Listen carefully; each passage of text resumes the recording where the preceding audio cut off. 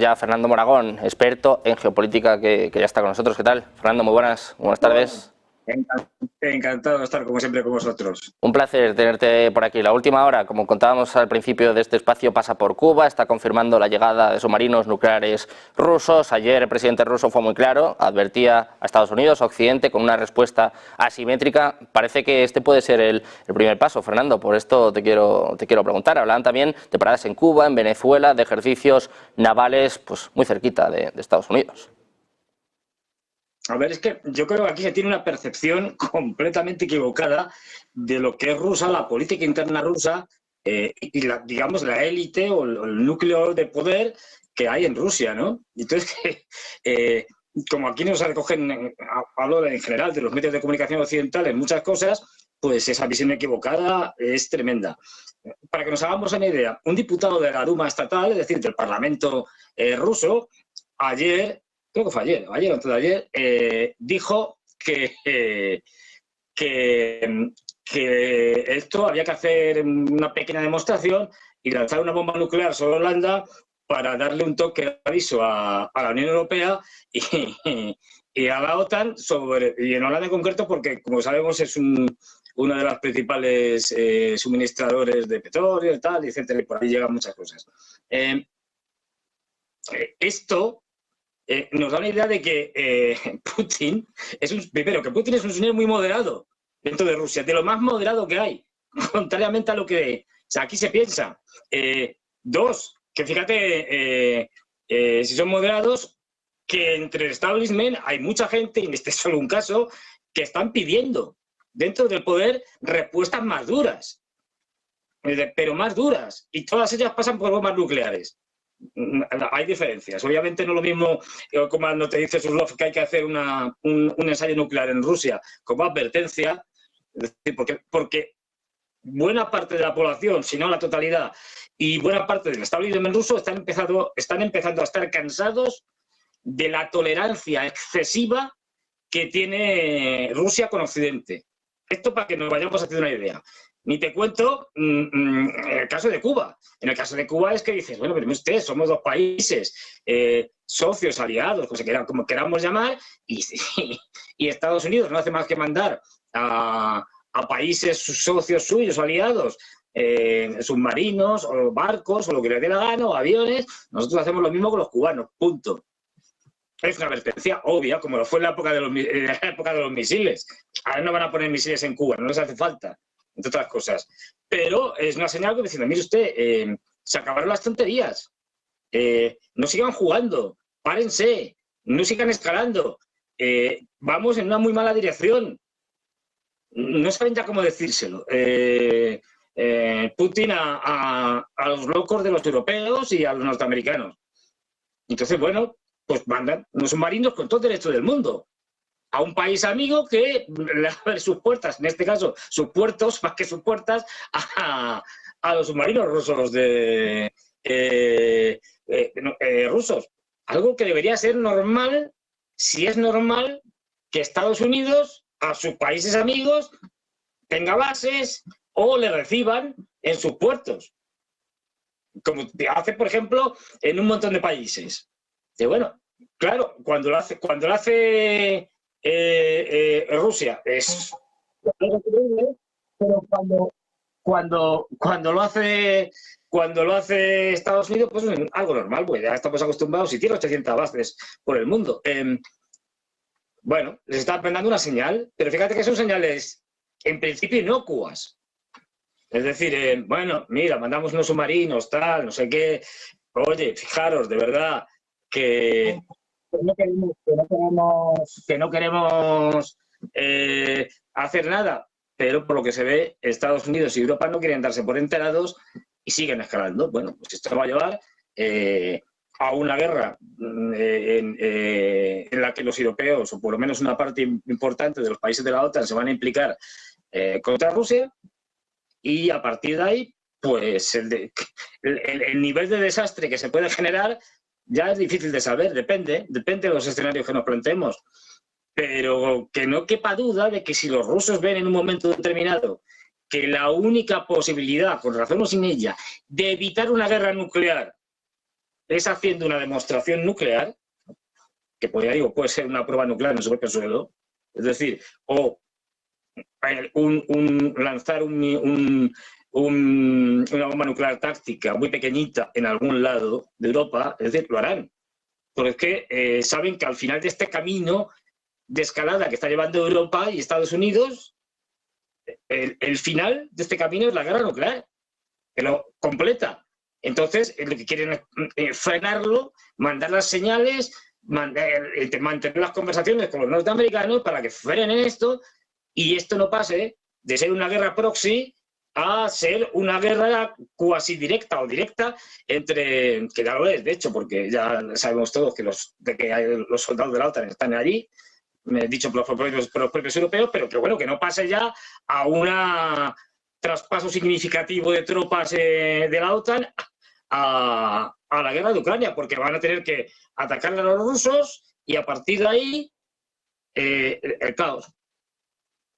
Bueno, pues así está la situación ahora. Mientras tanto, pues hoy era un día clave, ¿no? Sobre todo para Occidente, con esta reunión, este aniversario del desembarco de Normandía. Ya hemos visto al presidente francés, Emmanuel Macron, también al presidente de Estados Unidos, Joe Biden. Enseguida van a ver las imágenes nuestros espectadores, pero quiero preguntarte también por las palabras de Biden. Decía que Putin era una persona indecente, pero eso sí decía que no se va a cruzar la línea roja, que no va a permitir ataques a Moscú. Por eso te quiero preguntar, por eso y por la salud mental de Biden. Ayer salían artículos que decían que está empeorando. Ahora van a ver las imágenes de nuestros espectadores. Da buena prueba pues, de cómo está el actor mandatario de Estados Unidos.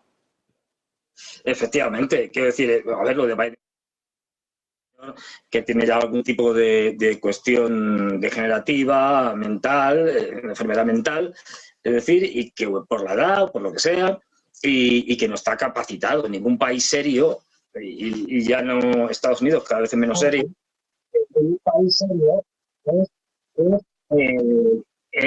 ningún país serio es posible tener un presidente en estas condiciones. Es decir, no. Es verdad que es un mero títere, que Biden ya casi ni es capaz de leer las cartulinas estas que le dan, pero en fin, esto no es serio. Todos sabemos que no mandan a él, que al final desde siempre ha sido fundamentalmente a la gente de Obama, que son la mayoría, los que están allí, como Blinken, es decir, detrás del... Bueno, en el caso no están detrás, es decir, están también delante, pero los que están manejando la administración, pero no están en condiciones, es decir, es surrealista.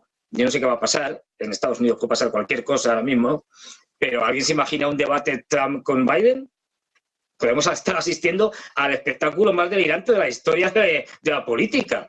Es decir, un señor que seguramente no va a ser ni capaz de llegar al estrado, porque se va a perder por allí. Es decir, pero de verdad, no sé qué harán, pueden pasar muchas cosas. No olvidemos, hay 2 convenciones todavía pendientes para el final del verano, donde se elegirán al candidato demócrata y al candidato republicano oficialmente en esas convenciones, y ahí todo es posible, por ejemplo. La otra, bueno, es que lo de los insultos de Biden a Putin y tal, bueno, esto ya es casi una cosa habitual, o a Xi Jinping y tal. Esto, bueno, ¿qué va a decir? Quiero decir, ya como que no sorprende, ¿no? Y lo del desembarco de Normandía, una tomadura de pelo histórica de los anglosajones. Quiero decir, hoy día 6 se conmemora el desembarco de Normandía. El desembarco de Normandía fue en 1944, el 6 de junio. La guerra acaba en Occidente, es decir, en Europa, en 1945. El 8-9, según se quiera, de mayo. Es decir, que los aliados desembarcaron cuando la guerra ya estaba decidida, cuando los alemanes estaban ya derrotados, es decir, y ellos lo único que aceleraron un poquito el desastre, el destrozo que les hicieron los soviéticos a los alemanes. Desde que entran en la guerra los alemanes, en la Operación Barbarroja, en el 41, contra los soviéticos, no hay nunca menos de 2,5 millones de soldados alemanes en el frente oriental. en el frente contra la Unión Soviética. Al principio más de 3,5 millones. Fijaros qué cifras. Para comparar, el desembarco de Normandía, si sumamos todo lo sumable, participaron unos 500.000 hombres, contando barcos, tal, no sé qué. Los muertos que hubo en el desembarco de Normandía fueron fundamentalmente en la playa de Omaha, porque casi no había resistencia, y en total los muertos de ese día famoso, tan terrible, que nos vende el Hollywood, fueron unos 3.000. ¿De qué estamos hablando? Estuvieron estancados varios meses en la zona de Normandía sin poder salir porque los alemanes no les dejaban. Cuando los alemanes eran tropas, digamos, de segunda calidad, de poca calidad, porque todo lo que tenían de calidad lo tenían en el frente oriental. Es decir, esto es una tomadura del pelo, muy bien vendida por Hollywood, pero la contribución de los anglos, de Estados Unidos y de los británicos a la derrota de Hitler es de un 20% como mucho. Estaba ya todo hecho. Luego lo que se dedicaron es a coger tajada y los norteamericanos a quedarse con una parte de Europa. La otra se la quedó la Unión Soviética, lógicamente. Pero ya digo, esto es una tomadura de pelo. Entonces, que celebren esto como la liberación de Europa. No, la liberación de Europa la hicieron los propios, vamos, lo hicieron los soviéticos, y ya que participa Alemania es el colmo de la sinvergonzonería, ¿no? Mire ustedes, ¿de quién nos liberamos? ¿De los marcianos? No, nos liberamos de los alemanes, de una Alemania nazi que estuvo luchando hasta el último día, cuando sabían desde hacía años que ya no podían seguir la guerra, y en la que el pueblo alemán jamás se levantó contra un régimen que ya tenía la guerra perdida, que se suicidó Hitler y todavía seguían combatiendo. Es decir, ¿pero de qué estamos hablando? Sus herederos, la señora Annalena Baerbock, es decir, que tenía un abuelito que era general alemán y que según ella le daba muy buenos consejos. No era general, era del partido nazi. Y que según ella le daba muy buenos consejos. El señor Scholz también tenía un abuelo o una cosa de estas, alemán, general. Todos eran reconvertidos. Es decir, la República Federal Alemana se crea en parte con nazis reciclados. Esto está más que comprobado y se puede un día dar una lista de nombres entera. Es decir, no me extraña que sea eso. Entonces, que me vuelvan, la resistencia francesa fue es un mito. Es decir, fueron 4 gatos. La verdadera resistencia fue la serbia, es decir, pero no la francesa. Todo esto es muy hollywoodiense, pero es una gran mentira. Y esto se puede afirmar con datos históricos y con números. Es decir, total, ¿por qué? Por una sencilla razón, porque fundamentalmente los británicos querían enfrentar a los alemanes y a los soviéticos para que 2 grandes potencias continentales se destruyeran mutuamente en su propio beneficio, en beneficio de los británicos. Esta es la realidad. A ver, los británicos, y muchos, incluso hasta Churchill, llegaron a hablar muy bien de Hitler en los años 30. Hitler era admirado por Europa. En Estados Unidos hubo un montón de empresas que participaron en el crecimiento de la Alemania nazi y algunas incluso hasta el final, como IBM, que estuvo suministrando tarjetas perforadas para unos ordenadores, digamos, que usaban los nazis en los campos de exterminio. Bueno, claro, Fernando, pues así está la situación ahora mismo, pendientes de Biden, de su salud, también de Rusia, de la respuesta. Vamos a estar muy pendientes de esto que está ocurriendo en Cuba. Y esto es muy importante porque lo que dices, porque los herederos de todo esto tienen un nombre: Unión Europea.